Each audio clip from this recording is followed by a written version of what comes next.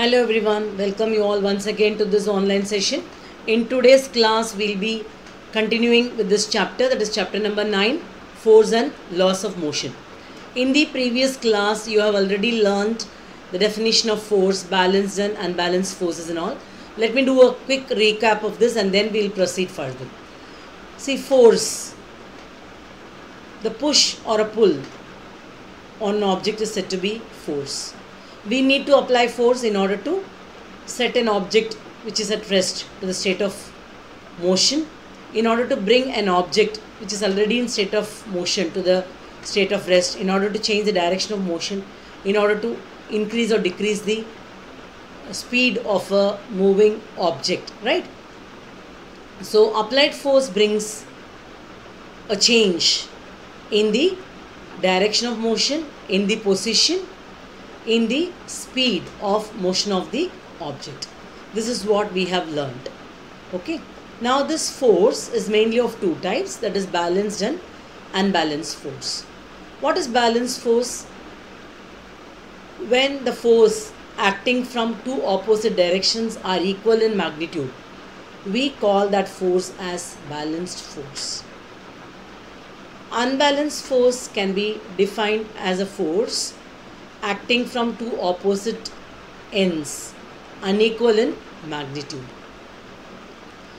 Simple example, in the game of tug of war, if both the teams standing on two opposite ends of the string are of equal strength and stamina, then they cannot win the game of tug of war, because the force acting on it is a balanced force.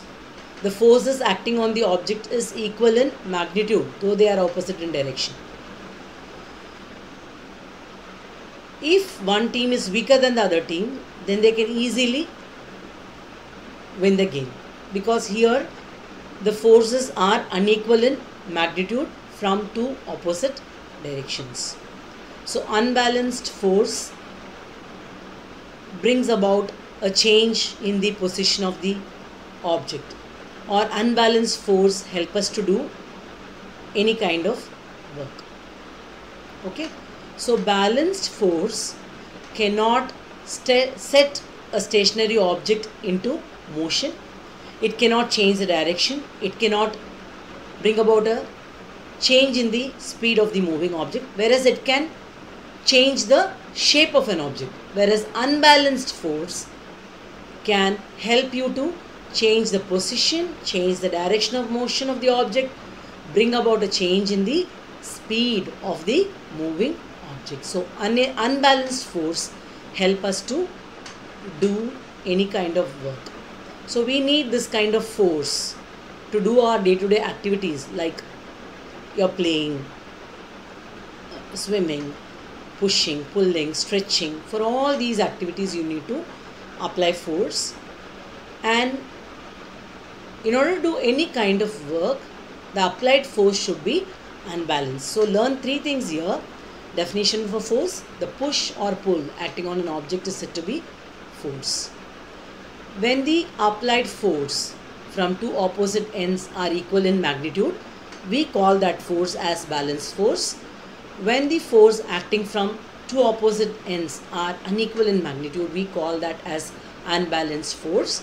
And unbalanced force can only help us to change the position of the object, direction of motion of the object, can bring about a change in the speed of the object. Balanced force can bring about a change in the shape, but it can never set a stationary object into motion. Clear? Now let's get into today's topic, that is Newton's first law of motion. Before that, I wanted you to learn about this Galileo's experiment, which paved way for Newton's first law of motion. See, in this three figures are given. In figure A, you can find a marble rolling down an inclined plane. In figure B, you can find a marble climbing up an inclined plane. And figure C shows a marble resting on an ideal frictionless plane inclined on both sides. Again, I am telling you, figure A shows a marble rolling down an inclined plane. Figure B shows a marble climbing up an inclined plane. Figure C shows a marble resting. Just look at there. It is resting on an ideal frictionless plane inclined on both sides. Right? So from the conclusions given by Galileo's experiment, Newton's first law of motion was developed. Now let's learn the conclusions of this Galileo's experiment. Okay. See, what did Galileo do? Actually, he had kept inclined surfaces on two ends, and he started rolling down a marble from a height on the left side, and the marble started rolling down with an increase in its velocity, and then it climbed up on the inclined surface kept on the opposite side. When it was climbing up, the velocity was found to decrease, and in order to reach the same height from where it was dropped on the opposite side, it has to travel a long distance. Then he observed by changing the angle of the inclined surface on the right side. He started reducing the angle of the inclined surface on the right side, and on the left side he kept the height same. Then he rolled down the marble. When it was climbing up, though the velocity was found to reduce, but it reached that same height by traveling a long distance. Then he made the angle of the inclined surface to be 0. In that case, he found the marble rolling with a constant velocity to reach the same height from where it was dropped by traveling a longer distance. So from this, he concluded that an unbalanced force is essential only to change the motion of an object, whereas no unbalanced force is needed to keep an object moving with a constant velocity.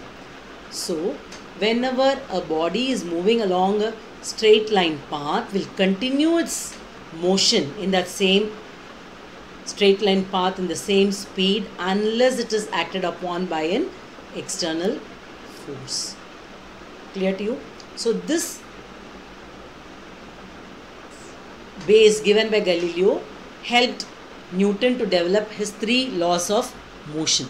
So from this experiment, Newton had given his first law of motion, which is also called as law of inertia. It states that an object at rest stays at rest and an object in motion stays in motion with the same speed and in the same direction unless acted upon by an unbalanced force. So in order to set an object into motion, you need to apply an unbalanced force. Otherwise, the object is going to continue its state of rest.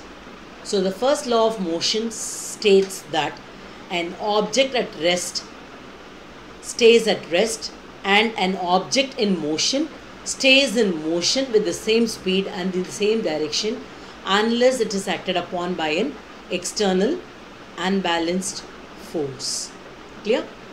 So this law is also known as law of inertia. We will see few more examples, then you will understand the law better.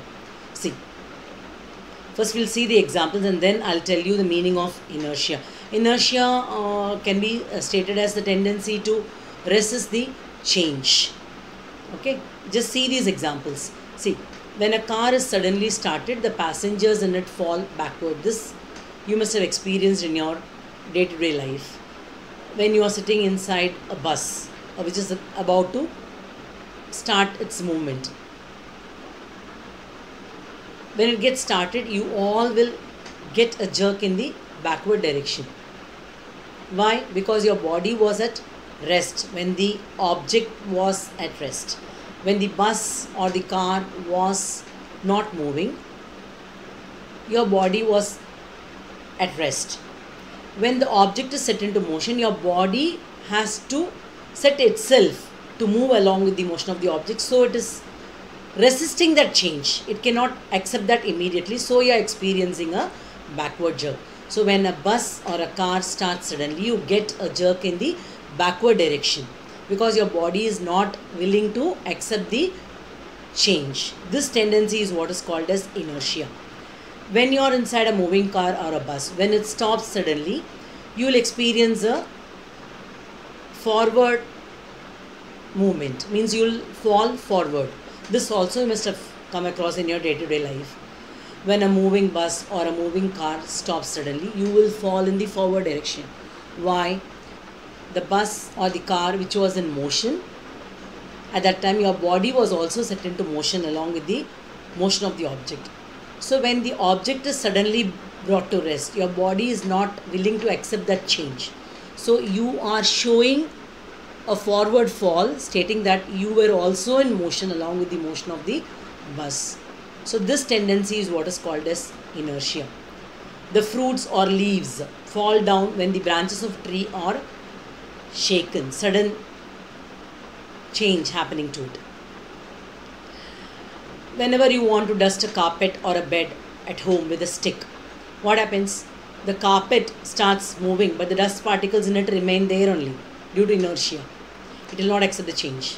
Then you have to repeatedly beat the carpet so that the dust particles begin to move.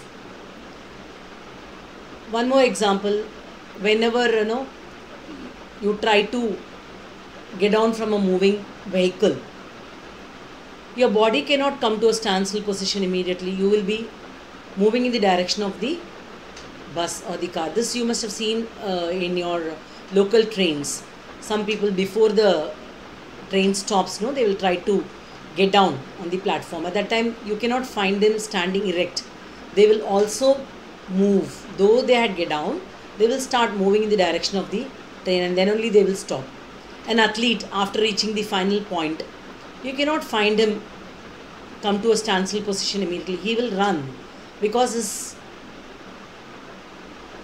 due to this property of inertia, his body cannot immediately come to the state of rest. Or when you are adding Bournvita or cocoa powder or sugar into your milk, you stir it continuously. Even if you stop stirring, you can find the swirling of milk. That is also due to inertia. You have added sugar or cocoa powder or your Bournvita into the milk and you are stirring it continuously. So when you stop, the swirling of milk also should stop, but it does not happen because of inertia. So inertia can be defined as the tendency to resist change. So these are the few activities listed in your book to explain about your first law of motion. See here, in a glass you have to fill some water, and then you have to place a small cardboard. On that you have to place a coin. When you strike the cardboard, you can find the coin dropping down into the glass. The cardboard is set into motion, but this coin is at rest on the cardboard. Due to inertia, it falls into the glass. Your carom board coins, before you make them move along the board, what happens? It falls, it gets scattered, right? A ball which is at rest will continue its state of rest unless and until you kick or any other external force like wind acts on it in order to set into motion. Okay, these are the examples of Newton's first law of motion. So an object which is at rest will continue its state of rest, or an object which is in motion will continue its state of motion unless and until an external force acts on it. Okay. See, all the examples and activities that were shown till now states that there is a resistance offered by an object to change its state of motion. If it is at rest, it tends to remain at rest. If it is moving, it tends to keep moving. This property of an object is called as inertia. And the best example, the movement of the blades of the fan. When you turn off the switch, you can still find the blades of the fan moving around. This is because of inertia. Okay. So the inertia of an object is normally measured by its mass. So we can relate this inertia and mass in the following way. Like, this inertia is the natural tendency of an object to resist a change in its state of motion or of rest. The mass of an object is a measure of its inertia. For example, the coin which was placed on the cardboard above that glass tumbler. If it was going to be an 1 rupee coin, you have to apply less force. If it's going to be a 5 rupee coin, you have to apply more force. So normally when the mass increases, the force applied on it also should increase in order to set into motion. So this mass of an object is a measure of its inertia. The greater the mass, the more is going to be its inertia. Clear? So inertia is the tendency to resist, not willing to accept the change immediately. Movement of the blades of the fan even after the power supply is cut off. A passenger's forward fall when the bus stops suddenly, backward jerk when the bus or the car starts suddenly, swirling of milk even after you stop stirring. These are all your day-to-day examples to make you understand the concept of inertia, which is also called as Newton's first law of motion. This inertia is again, inertia can be classified into three types: inertia of motion, inertia of rest, inertia of direction. Inertia of rest means what? A body which is at rest will continue its state of rest unless and until an external force acts on it. Example, dusting a carpet. As I told you, the dust particles on the carpet will be in the state of rest. When you constantly or when you repeatedly keep beating on the carpet, then the dust particles try to fly out. Okay, inertia of motion. An object which is in motion will continue its state of motion unless and until an external force acts on it. Your athlete, when he, after reaching the final point also, he'll continue to move. The blades of a fan, as I told you, when you put off the power supply, the blades of the fan doesn't come to a still position. It continues its state of motion. Inertia of direction. An object moving in a particular direction will continue to move in the same direction unless and until an external force acts on it. A passenger getting down from a moving bus or a moving train will continue to move in the direction of the movement of the bus or the vehicle. Right? So these are the examples. Okay. So what we have learned today? We have learned that force is required to put a stationary object into motion or to stop a moving object. First law of motion states that an object continues to be in its state of rest or of uniform motion along a straight line unless acted upon by an unbalanced force. The natural tendency of object to resist a change in the state of rest or of uniform motion is called inertia. The mass of an object is a measure of its inertia. So its SI unit is said to be kilogram. Force of friction always opposes motion of objects. Okay. So we'll meet you very soon with the next topic. Until then, take care. Keep revising. Bye.